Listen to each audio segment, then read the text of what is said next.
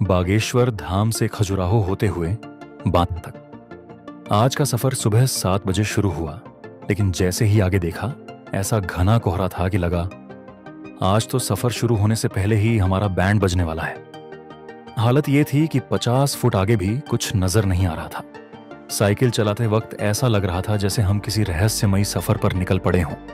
हर pedal के साथ यह सोचते कि आगे क्या होगा, कोई गड्ढा तो नहीं या कोई गाड़ी तेजी से तो नहीं आ रही। लेकिन इस धुंध के बीच भी सफर जारी रखना था, क्योंकि हमें खजुराहो के मंदिर देखने थे और फिर अपने अगले मुकाम तक पहुंचना था।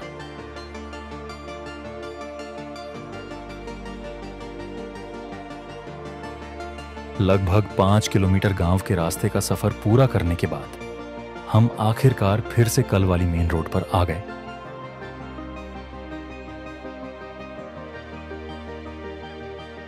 यहां तो हालात और भी खराब थे। हमारे पिछले 8 दिनों के सफर में सबसे ज्यादा कोहरा आज दिखाई दे रहा था।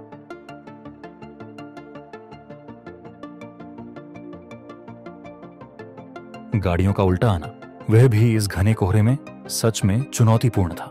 कोहरे की वजह से हमारा गॉगल पूरी तरह पानी से भर गया था, इसलिए मजबूरी में उसे उतारना पड़ा। लेकिन गॉगल हटाने के बाद भी राहत कहां थी। अब हालत यह थी कि आंखों की पलकों पर भी पानी जमा हो रहा था। सामने देखने में परेशानी हो रही थी, मानो कोहरे और पानी ने मिलकर हमारी परीक्षा लेने की ठान ली हो।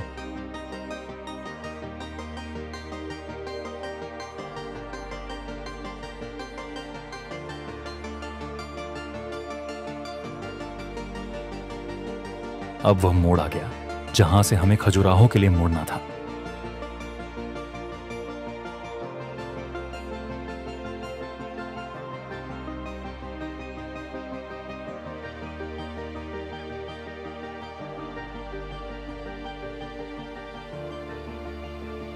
यहां से खजुराहो के मंदिर 11 किलोमीटर दूर थे।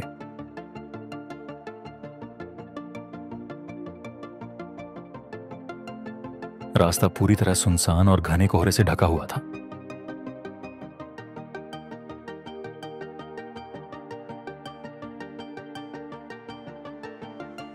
मंदिर को देखने के लिए शुरुआत कहां से करें, यह समझ नहीं आ रहा था। आसपास थोड़ा पूछताछ की तो किसी ने सलाह दी, साउथ से मंदिर देखना शुरू करो। अब दिक्कत यह थी कि साउथ दिशा के लिए हमें फिर से 1 किलोमीटर पीछे जाकर गांव के रास्ते से जाना पड़ा। कुछ देर बाद हम चतुर्भुज मंदिर के पास पहुंचे। साइकिल वहीं एक सुरक्षित जगह पर लगाई और मंदिर देखने के लिए आगे बढ़े। चतुर्भुज मंदिर खजुराहो के दक्षिण में, खजुराहो से लगभग 3 किलोमीटर की दूरी पर स्थित है। यह मंदिर भगवान विष्णु को समर्पित है। इस मंदिर का निर्माण चंदेल राजवंश के राजा यशोवर्मन ने लगभग 1100 ईस्वी में करवाया था। इस प्रतिमा में 4 भुजाएं मौजूद हैं, इसलिए इसे चतुर्भुज के नाम से जाना जाता है।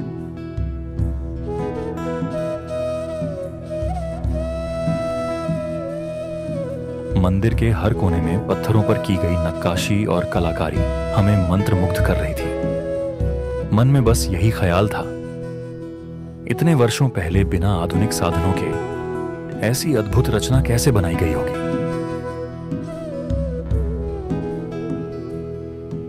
सभी मंदिर एक दूसरे से काफी दूरी पर थे और साइकिल से सब कुछ देख पाना थोड़ा मुश्किल लग रहा था।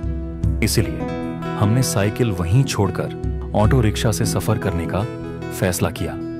इसके बाद हम प्यार दुल्हा देव मंदिर में आ गए।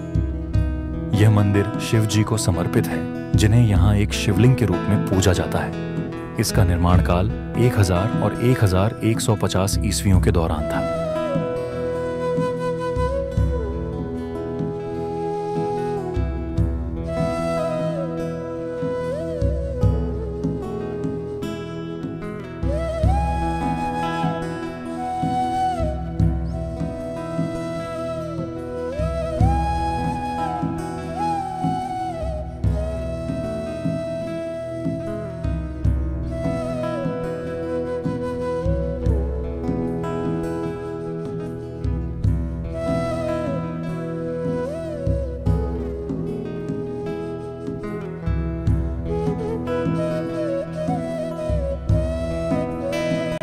अब हम जैन मंदिर देखने पहुंचे और सबसे पहले भगवान पार्श्वनाथ के मंदिर में गए।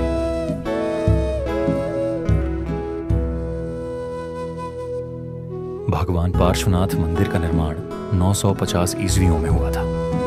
से 970 ईस्वी के बीच यशोवर्मन के पुत्र और उनके उत्तराधिकारी राजा धंग के शासनकाल में हुआ था।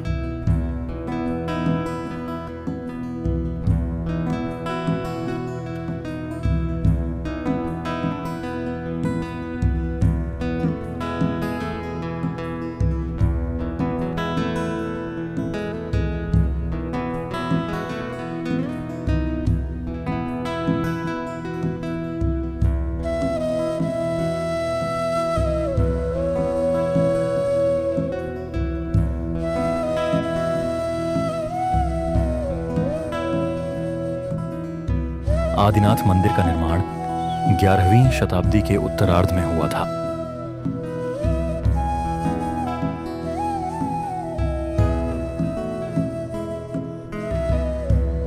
मंदिर की बाहरी दीवारों पर 3 प्रकार की मूर्तियां हैं।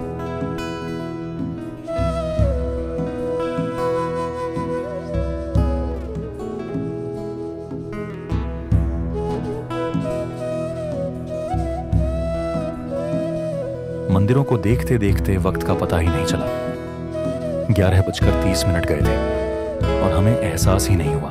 अब बिना समय गंवाए सीधे कंदरिया महादेव मंदिर की ओर आ गए। खजुराहो के मंदिरों में सबसे विशाल कंदरिया महादेव मंदिर मूलतः शिव मंदिर है। मंदिर का निर्माण काल 999 सन ईस्वी में राजा धंगदेव चंदेल ने करवाया था। यह विशाल मंदिर खजुराहो की वास्तुकला का एक आदर्श नमूना है।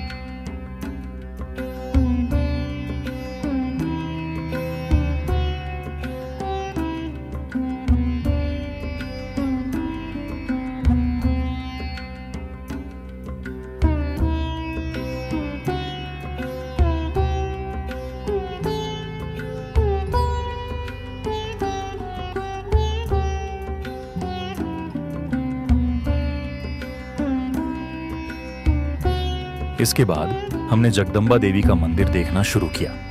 इस मंदिर का निर्माण 1000 से 1025 ईस्वी के बीच किया गया था।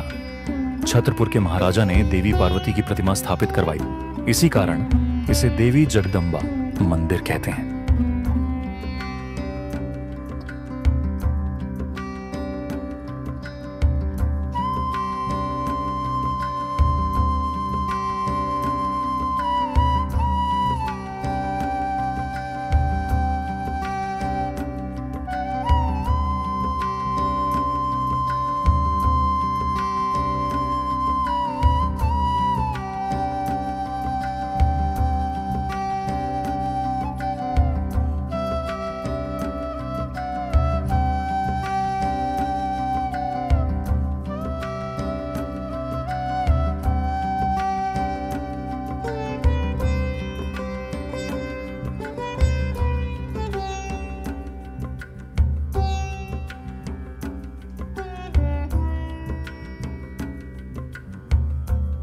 अब 12 बज चुके थे और वक्त कैसे बीत गया इसका पता ही नहीं चला। मंदिरों की खूबसूरती में इतना डूबे थे कि समय मानो पंख लगाकर उड़ गया। लेकिन हमें अब एहसास हुआ कि सफर अभी बाकी है। खजुराहो के सभी मंदिरों को बाहर से देखते हुए हम जल्दी जल्दी निकलने की कोशिश करने लगे। सामने एक 120 किलोमीटर का सफर हमारा इंतजार कर रहा था और इसे तय करने के लिए हमें जितनी जल्दी हो सके आगे बढ़ना था।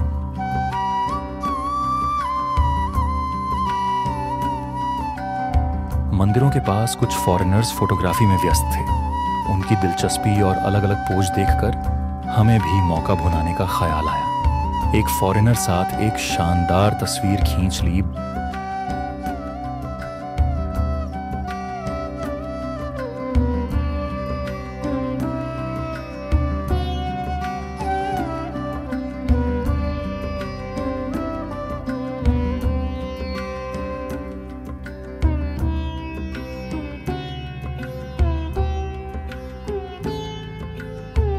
बाईस या 25 मंदिरों में से हम सिर्फ 5-6 ही देख पाए थे और अब हमारे पास बिल्कुल भी समय नहीं बचा था।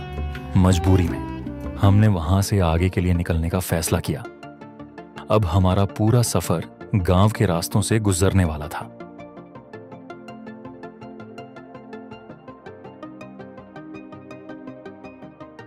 हमें रास्ते को लेकर कुछ उलझन हुई तो एक गांव में रुककर लोगों से पूछताछ करनी पड़ी। वहां के लोग हमें देखकर अचंभित हो गए, लेकिन असली आकर्षण का केंद्र हमारी साइकिल बन गई। लोग साइकिल के चारों ओर इकट्ठा होने लगे जैसे कोई अजूबा देख रहे हों। सुबह से पेट में सिर्फ 2 समोसे ही थे और रास्ते में कहीं भी होटल का नामो निशान नहीं था। मजबूरन एक जगह रुककर फिर से समोसे खाकर पेट भरना पड़ा। रास्ता सुनसान था और मन में डर बार बार यही ख्याल ला रहा था कि कहीं हमारे कैमरे या मोबाइल को देखकर कोई गड़बड़ ना हो जाए। इसलिए हमने सब कुछ बैग में छुपा लिया और सतर्क होकर सफर जारी रखा। आखिरकार लगभग 8:30 पर हम बांदा शहर पहुंचे। वहां पर ब्लू वर्ल्ड रिसॉर्ट में सुबह, दोपहर और शाम का एक साथ ही भोजन किया। इसी के साथ हमारा 9वां दिन 130 किलोमीटर का साइकिल सफर करके समाप्त हुआ। अगर आपको हमारा ये सफर पसंद आया हो तो चैनल को लाइक करें, सब्सक्राइब करें और आने वाले रोमांचक वीडियो के लिए जुड़े रहें। धन्यवाद।